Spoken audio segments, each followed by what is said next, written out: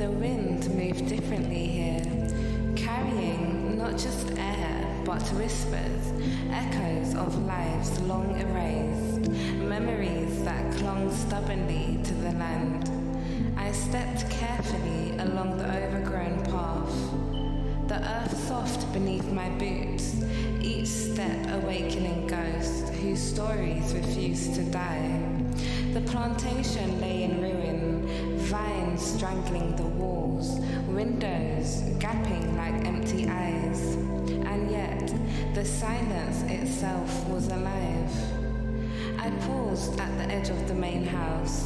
Once, laughter and music had spilled from these walls.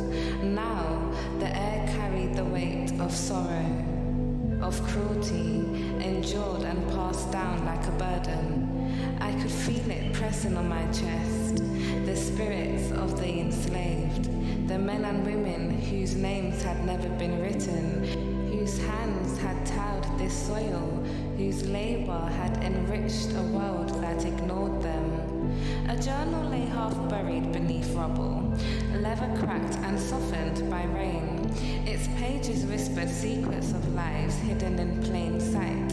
I read the words of a woman named Amara, a healer and midwife, whose hands had comforted the dying, whose knowledge had been forbidden, feared and criminalized. They will not remember me, she wrote, but I am here. I leave pieces of myself in every wound I heal, in every life I touch. The plantation was not haunted by curses alone, but by memory itself.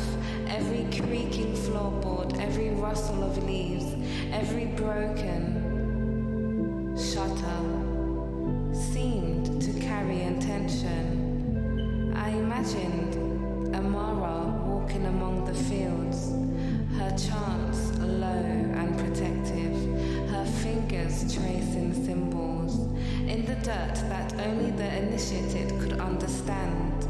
Her magic was subtle, woven from the rhythms of the earth and the breath of ancestors, safeguarding the lives of those under her care. I moved through the ruins, sensing the layering of time. Children had laughed in the yard, lovers had whispered in hidden alcoves. Families had been torn apart, and yet their spirits remained, waiting to be acknowledged in the corner of the slave quarters. I saw the faint outline of initials carved into wood, a lover's message, a defiant mark. I exist, I resist, I love. Night fell like a curtain. The air thickened with the scent of damp earth and forgotten fires.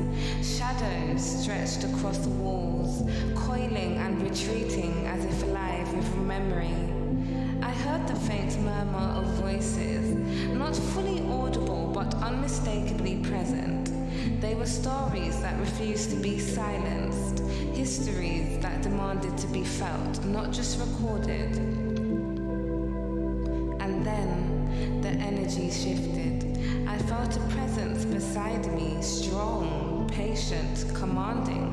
I imagined a council of spirits, ancestors who had endured the worst of humanity and yet persisted, who had left their mark in whispers, symbols, and hidden knowledge.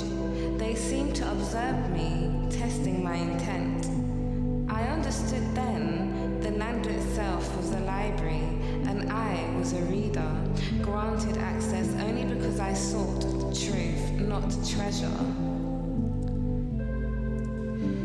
I traced my fingers along the walls, touching the scars of history, the charcoal stains from fires, the deep scratches from despair, the faded names carved into door frames.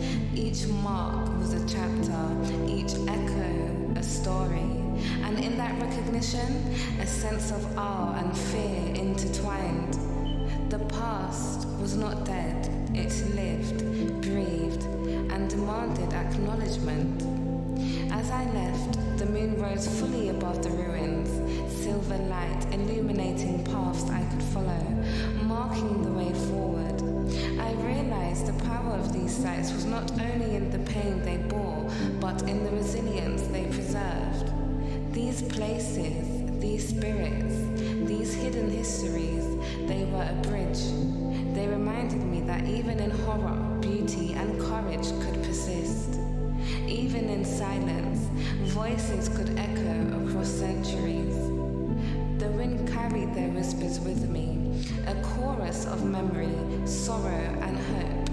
I would not forget, I would carry these stories forward, and in doing so, I understood.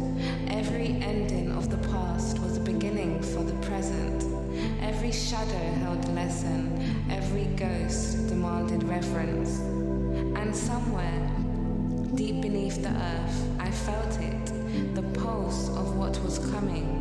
The stories were converging, the spirits guiding, the line between history and revelation narrowing. What had been hidden was beginning to rise, and the truth was waiting to explode into the light.